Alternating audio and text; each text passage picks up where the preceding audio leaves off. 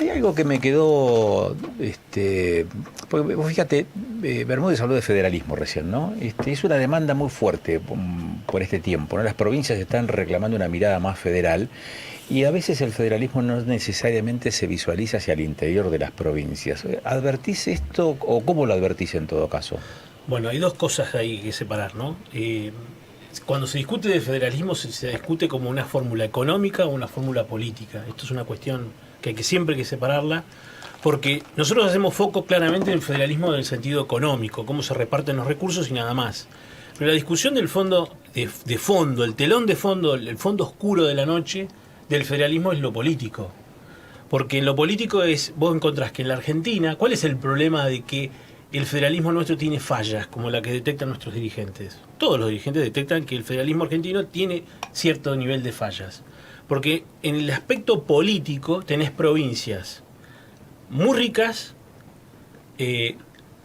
pero con poco peso político con respecto a las demás provincias que no son tan ricas, que son provincias pobres, y que tienen un peso político de representación legislativa muy importante a nivel nacional. A ver, estamos hablando con Fernando Lanza, que es politólogo. Aquí está en el piso siguiendo detenidamente todo lo que está pasando. Una jornada muy interesante la de este viernes. ¿Por qué? Porque tenemos la apertura de sesiones en las legislaturas de nuestras provincias, tanto de Neuquén como de Río Negro, y esta noche la apertura de sesiones en el Congreso de la Nación con una fuerte expectativa respecto de Milei.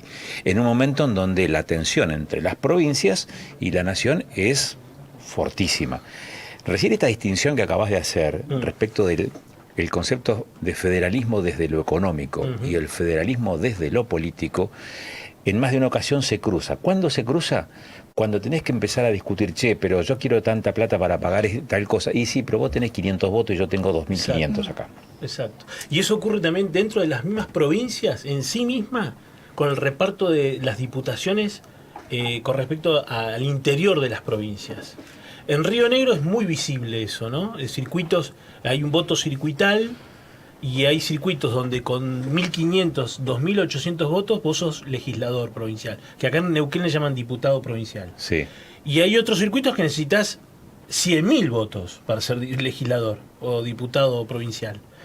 Y entonces ese diputado tiene el mismo voto que el que sacó 2.000 votos en la línea sur, por ejemplo. Claro, porque ocupa un escaño en la legislatura y su voto vale uno como vale uno el voto de aquel diputado que fue elegido con 100.000 votantes. Exacto. Por 100.000 votantes. Esa deformación llevala al nivel de la discusión del federalismo. En el federalismo pasa exactamente lo mismo.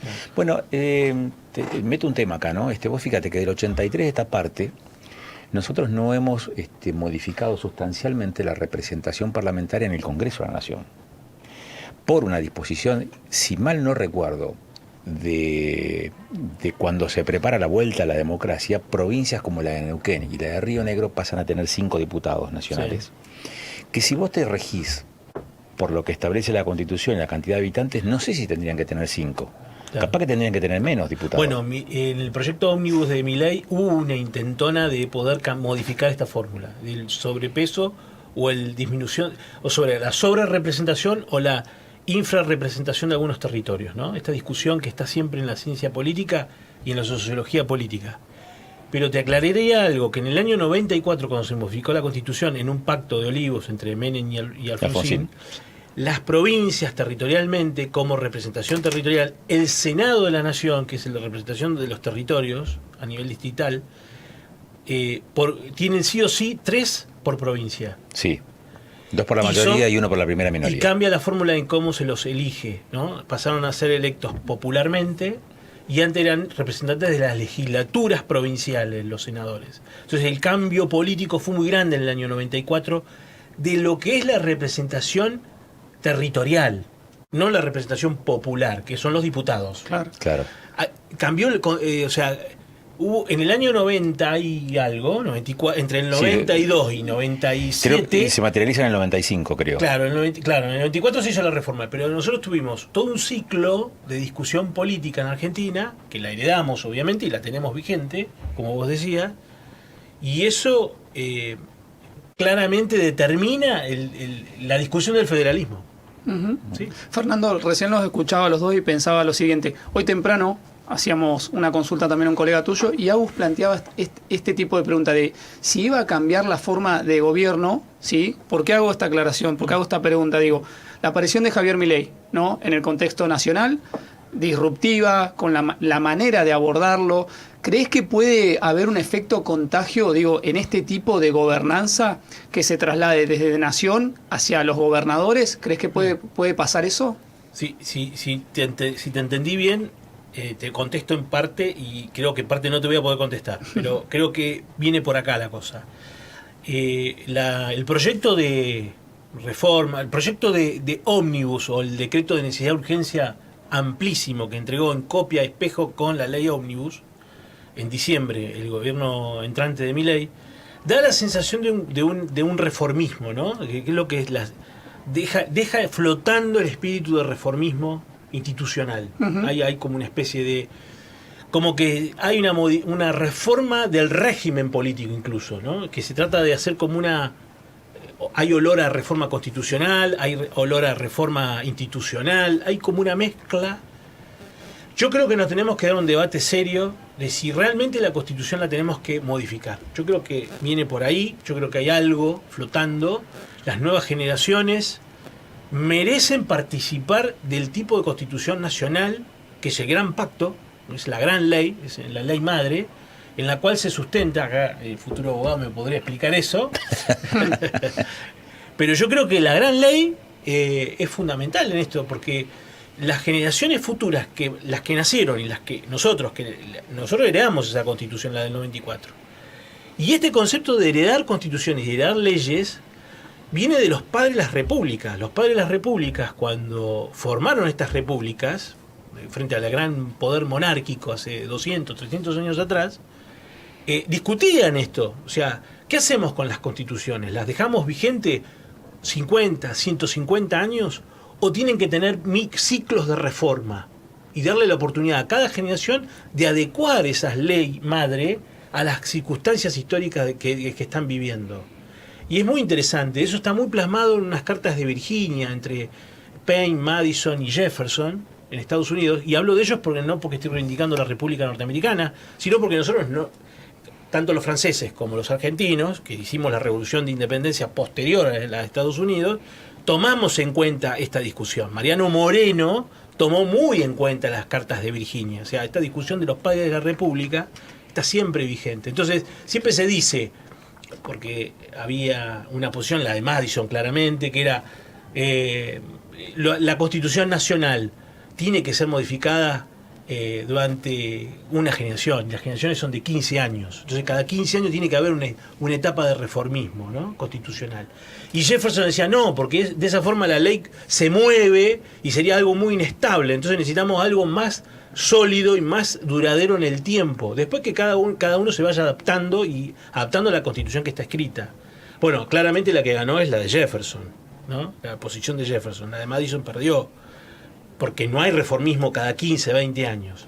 Nuestras repúblicas son muy rígidas, conservadoras. Uh-huh. Sí, yo no quería usar esa palabra, sí, pero son conservadoras. Son conservadoras de un estatus legal. Estatus legal, exacto. Hay una división de poderes, los jueces son designados y hasta que no haya un juicio político no se van del cargo. Uh-huh.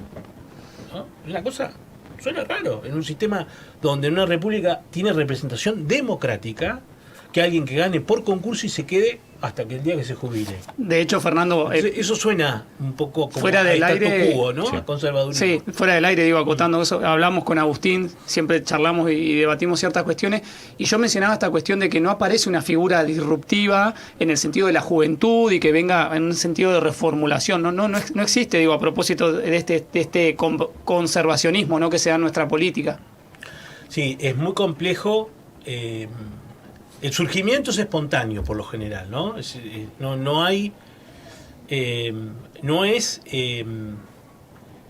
está programado, o sea, lo vas a descubrir de golpe, o sea, vamos a descubrir que el salto hacia a lo que vos querés ver o que te gustaría ver, eso va a ser disruptivo, o sea, no sé si está en mi ley, o sea, no tengo mi duda. Yo creo que lo que viene a tratar de modificar y a reformar la Constitución y a reformar el régimen político, claramente. No sé si le va a dar la nafta. Por lo pronto lo que está reformulando es la política. Sí, la forma de discusión política y de vinculación sí, política. Sí, sí. En parte la pregunta de Luciano venía por ese lado, ¿no? ¿De qué manera Milei se puede contagiar de los vicios de la política, perdón el término, del folclore de nuestra política hasta acá, o de qué manera la política nuestra se va a hacer eco de esta nueva modalidad que está imponiendo Milei desde una posición de poder que es el Ejecutivo Nacional? Es decir, ¿quién va a contagiar a quién, no? Sí, yo lo estoy pensando desde el punto de vista teórico, quizás. A ver, nosotros tenemos un país que cada menos de 10 años tiene una crisis profunda, ¿no? Crisis económica, con consecuencias gravísimas, ¿no? Por los costados, o sea, lateralmente y desde arriba hacia abajo, fractura la sociedad completa. Cada 10, 15 años tenemos un problema grave, ¿no? Como estructura económica y social. Y yo lo que noto es que por ahí lo que vos planteás es que si bien hay posibilidades de modificar las constituciones y las leyes, la política es la única herramienta de solución frente a estas situaciones de crisis. En el mundo moderno, en los últimos 150 años, si detrás de una crisis no hay relaciones políticas, se disuelven los regímenes. O sea, no hay otra forma. O sea, comienza a discutirse la fórmula de dominio, empieza a discutirse si vamos a vivir en una democracia con representación directa o indirecta. Se empiezan a discutir las formas. Eso es lo que genera un poco de susto, ¿no? Claro, de vértigo. Sí. Claro, porque ¿dónde voy a quedar parado? ¿Me va a tocar ser representado o me voy a tener que callar la boca por 20 años? O sea, esta es la sensación que queda flotando. Por supuesto que hay temores, porque los que nacimos en todo este proceso democrático, por ejemplo, yo fui muy chico en el proceso de la dictadura, de facto, pero entre el 83 y claramente 2013 viví todo un proceso de apertura democrática, ¿no? de estabilización democrática. Y después entramos en un ciclo tenemos ciclones, ¿no? que nos atraviesan. Bueno, esos ciclos, sí. Esas marcas que va mencionando Fernando Lanza, con quien estamos charlando acá, que es politólogo, probablemente haga referencia a las crisis del 82-83, 89-90, 91, sí, 2001, 2002, 2015, claro. Cambio de 2023. Sí, otra crisis. Sí.